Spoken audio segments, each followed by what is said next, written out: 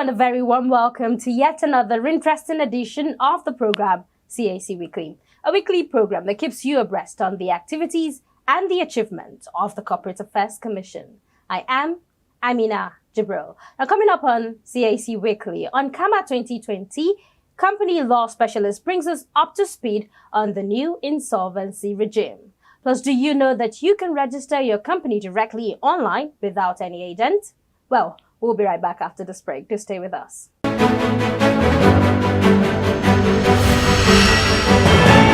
Welcome back. We begin with the Reenacted Companies and Allied Matters Act, CAMA 2020, alias the Game Changer.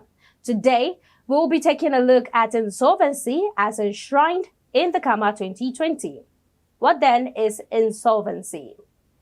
Investopedia.com defines insolvency as a term for when an individual or company can no longer meet their financial obligations to lenders as debts become due. Before an insolvent company or person gets involved in insolvency proceedings, they will likely be involved in informal arrangements with creditors, such as setting up alternative payment arrangements. Insolvency can arise from poor cash management, a reduction in cash inflow, or an increase in expenses. Key takeaways on insolvency. Insolvency is a state of financial distress in which a person or business is unable to pay their debts. Insolvency in a company can arise from various situations that lead to poor cash flows. When faced with insolvency, a business or individual can contact creditors directly and restructure debts to pay them off. In a paper titled Insolvency by Alicia Toavilla, reviewed by Thomas Brock, released on 15th March 2021, insolvency was further described as a state of financial distress in which a business or a person is unable to pay their bills. It can lead to insolvency proceedings in which legal action will be taken against the insolvent person or entity, and assets may be liquidated to pay off outstanding debts. Business owners may contact creditors directly and restructure debts into more manageable installments. Now, creditors are typically amenable to this approach because they desire repayment, even if the repayment is on a delayed schedule. If a business owner plans on restructuring the company's debt, they assemble a realistic plan showing how they can reduce company overhead and continue carrying out business operations. The owner creates a proposal detailing how the debt may be restructured using cost reductions or other plans for support. The proposal shows creditors how the business may produce enough cash flow for profitable operations while paying its debts. Contrary to what people believe, insolvency is not the same thing as bankruptcy. It is now time to take a look at the new insolvency framework as encapsulated in the CAMA 2020. CAC Weekly caught up with Justin Nidia Biraol, Director but Secretariat, who x-rays the new insolvency regime to us. Do enjoy watching this interview.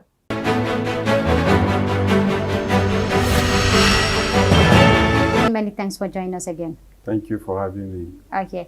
Today we're looking at the new insolvency framework. I do know we have treated it some time ago, but maybe this is going to be a refresher or we have some other new things to add. But before we go into the details, what exactly is the new insolvency framework? Well, and what is the thinking behind it? Well, what we will basically note about the new insolvency framework is that there are three in number. One is what we call company voluntary arrangement. Okay. Two is what we call company administration. Okay. And three is what we call netting. Okay. Our concentration will be basically on the first two. Okay. Because the third one, which is netting, is available to parties that companies that are parties to financial contract. Okay. So that is more or less restricted to players in the financial industry. Okay. Yes. All right. So let's go to the objective. What's the objective? The objective actually is that before now, it was noted over time that most of the insolvency regime or frameworks that we have inevitably led to liquidation of companies. with the attendant consequences of job losses, loss of income for directors, Okay. and generally also dislocation of the economy. So it was thought that it would be better if the companies are given a second chance to come back to life, so that it will save job and save income for the directors. Okay. So for the purpose of the understanding of our viewers, help us break down the two. You said the third one is not popular with the players in the industry. So let's help them understand what the company voluntary arrangement is. That's the first one. Well, first of all, let's talk about the conditions. Okay. About the conditions that will necessitate Okay. invocation of the true insolvency framework. Okay, go ahead. Basically, it is required that when a company is unable to pay its debt, then it is technically called insolvent. And therefore, either of the parties that have been classified under the law could apply for the insolvency solutions that have been provided by the law. And for company voluntary arrangement in particular, as you can see, the initiative should come from either the directors or the members of the company.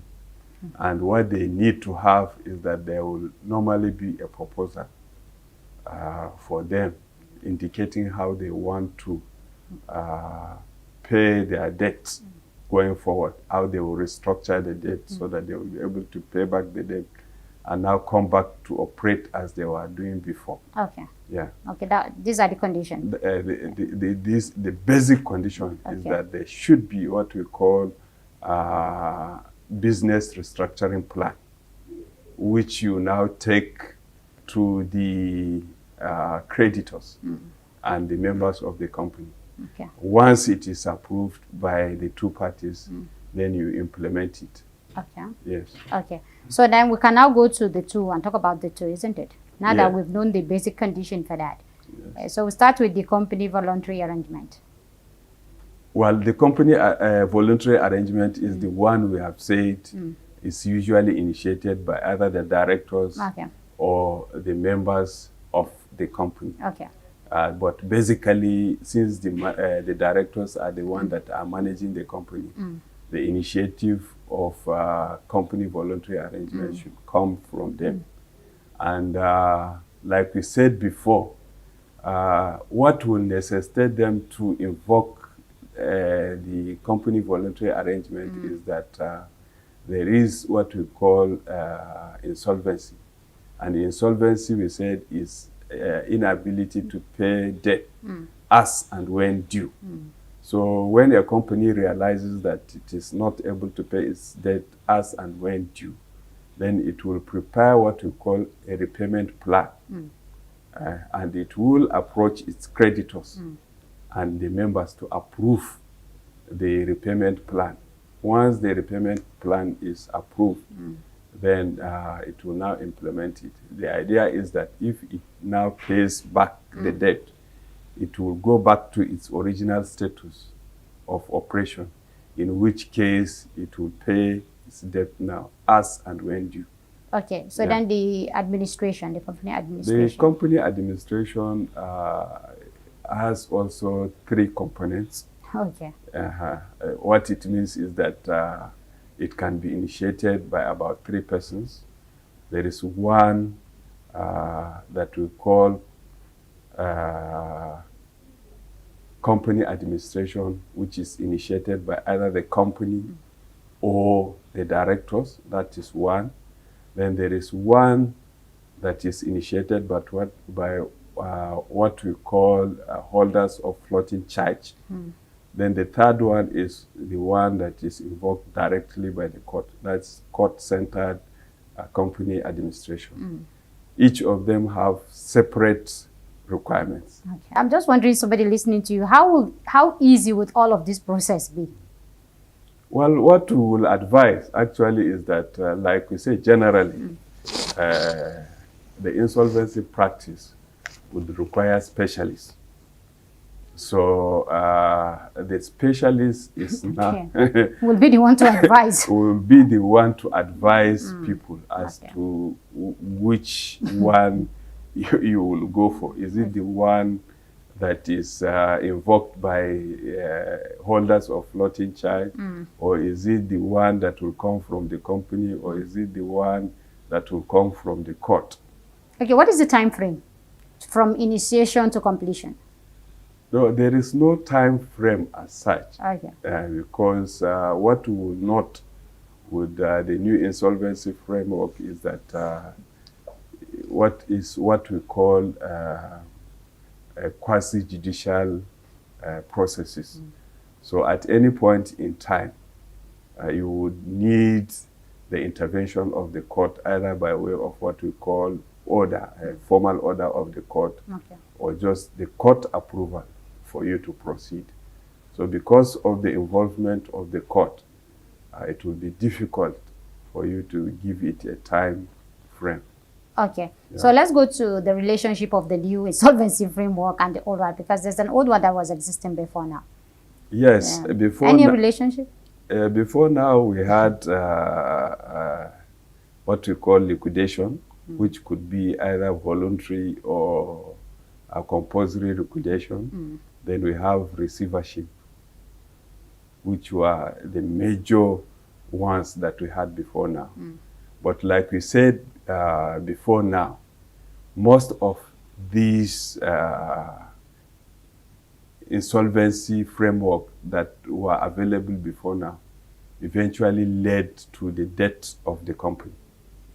So, but this new framework, what it tries to do is that it puts it a duty upon the insolvency practitioners to try what we call business rescue, because the other name for the new insolvency framework is business rescue. So it puts a responsibility on the insolvency practitioners, first to try the business rescue. And it is only when that is not possible that they will now liquidate the company. So that is the beauty with the new insolvency framework, that practitioners should always try to ensure that they give the company a second chance of bouncing back to life before they consider any other option. Okay, okay. Yeah. So let's go to the implementation of the insolvency framework, the new insolvency framework. What is it like? What is the implementation like? Well, the implementation requirements for the new insolvency framework could be divided into two. Okay. There is the responsibility of the Chief Judge of the Federal High Court to review court processes in view of the new requirement that insolvency practitioners should try to rescue companies. So it is expected that the procedure, the insolvency procedure for the Federal High Court should be reviewed to align it with the new requirement of the law. Then there is the part that is for the Commission. We are also supposed to review our processes to realign with the new requirement of the law. So what the Commission has done is to do a draft, to produce a draft regulation for implementation of the new insolvency regime. That is still in the process. Very soon, internal processes that is required for that implementation will be completed, and the draft will be exposed to the members of the public for comments. When that comments is received, then the draft will be reviewed in line with the recommendations that would come. Then when it is reviewed, it will now be formally issued. Then the Commission can now start receiving applications on those new procedures. So these are the two, the Chief Judge and the Commission. Yeah, those are the people that are supposed to produce rules for implementation of the district. What we have done is to produce regulations that will enable the Commission to receive the application its own application, while we will leave the responsibility of reviewing the insolvency or what we call liquidation processes with the Federal High Court. Okay. Yeah. All right. So let's go to the practitioners now. Who is qualified to be an insolvency practitioner? Can journalists like me qualify for insolvency practitioner since it's a new area? Well, the CAMA, the Companies and Allied Matters Act, 2020. 2020, basically provides that the Commission should actually accredit insolvency practitioners. And it goes further to try to identify those that will be entitled to be accredited by the Commission for purpose of being insolvency practitioners. The Commission recognizes the chartered accountants, chartered secretaries, and legal practitioners. And also we recall the Act recognizes members of BRIPAN. By BRIPAN we mean those that are members of that association. Okay. Okay, but what the Act tries to do is that you will not just be a member of either of these profession, but that you will be required to accredit to the Commission formally before you become an insolvency practitioner. Okay, Yeah. okay. But this, because the lawyer, the chartered accountant, and the lawyer, they're already agents of the Commission.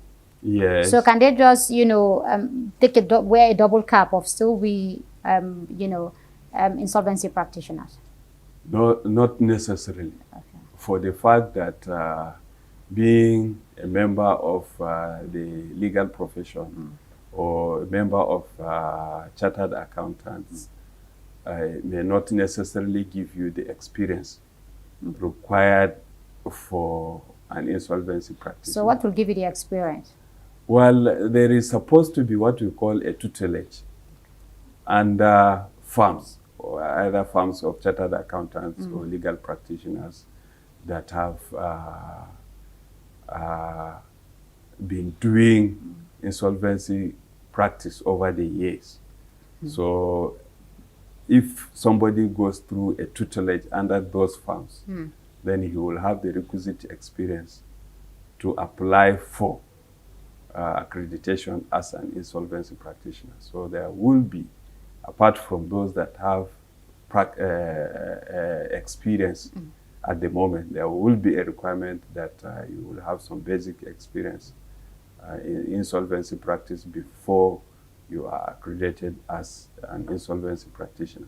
Okay, so there will be capacity building for some time. Well, there will be capacity building both from the Commission and from industry players for the professional groups in particular. Okay, so when is this new insolvency framework taking off? Well, like we said, we have not yet fixed time for it to take off. It will depend on how we are able to get approval for the insolvency regulations. Okay. Because the insolvency regulation by law is required to be approved by the minister. Okay. So once the minister gives the ministerial approval for the regulation, Okay. then the Commission will commence implementation. Okay, so we should expect it anytime next year, 2022? By the grace Because of 2021 is already going. well, by the grace of God, we are hoping that early next year we will start implementation. Okay, so now let's go to the expected benefits for the economy, because before now, companies that goes into liquidation, that's the end of the story. But now they have an opportunity to bounce back, isn't it? Yeah. Okay. Well, it could be seen that the benefits are obvious, isn't Saving it? jobs. First of all, the dislocation that normally comes from winding up your company is avoided. And what it means is that you save jobs That's the first thing. Then you know a company that is functional also has a lot of benefits because it has its customers that distribute its products. Then you also have suppliers that supply possibly raw materials to the companies. Then you have employees of different departments that are. Then you also have even the consumers of the product of those companies. So you can see that there are a lot of people depend. So you are saving a whole value chain. You are saving a whole value chain that cuts across different strata of the society. So that basically is the advantage that the new insolvency framework tries to bring in for the companies. Okay. Does it also create some kind of sanity in the business environment? Well, yes, to an extent, but primarily what it tries to do is that, you know, there are risks in business. Sometimes the risk might not be foreseen when you are establishing the business. So it tries to manage unforeseen risk for the enterprises. So that, for instance, if a business runs into a risk that is likely to threaten its existence, through what we call business rescue mechanism, you can address that risk and give a platform for the company to come back to life. So to a certain extent, it's like it provides a sort of cushion for the directors who could have lost their jobs, then for the investors who could have lost the entirety of their investment. So it tries to provide a cushion for the directors, for the investors, for the employees, for suppliers, and even for customers of the company. Mr. Lydia Justin, thank you very much indeed for your time as always. Okay, thank you very much. All right.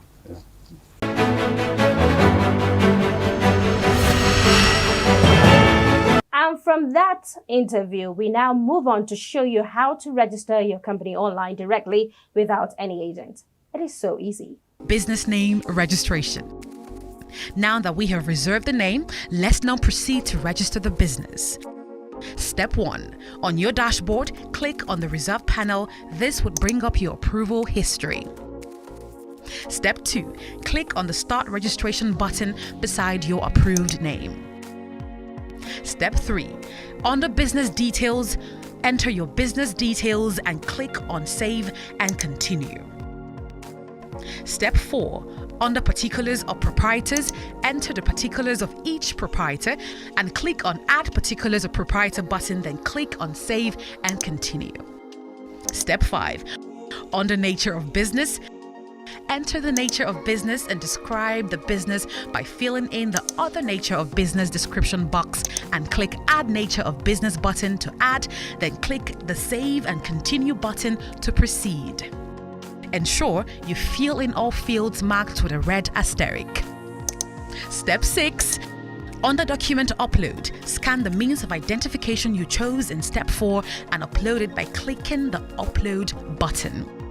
Upload the scanned versions of your signature and passport photograph. Click on Save and Continue to preview your entries. Step 7. When you have verified your entries, click on Proceed to Payment to pay for your registration. Remember to remain on the remitter page after you have received a confirmation of payment. You will be automatically redirected to your dashboard where you can download your receipt. When your registration has been approved, your certificate will be automatically generated on your registered panel where you can download and print it.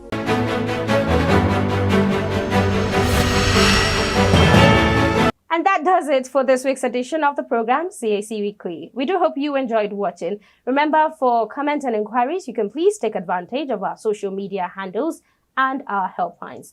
On Instagram and Facebook, it is Corporate Affairs Commission. Our email is cservice@cac.gov.ng. You could also visit our website via www.cac.gov.ng. And our helplines are on the numbers 081-822-99016 or 081-822-98971, 090-874-01598 or 090-874-01599 and 090-874-01600. Do join us next week for another interesting edition of the program, same time and same station. From me, Amina Jibril, and the whole team here, it is bye for now.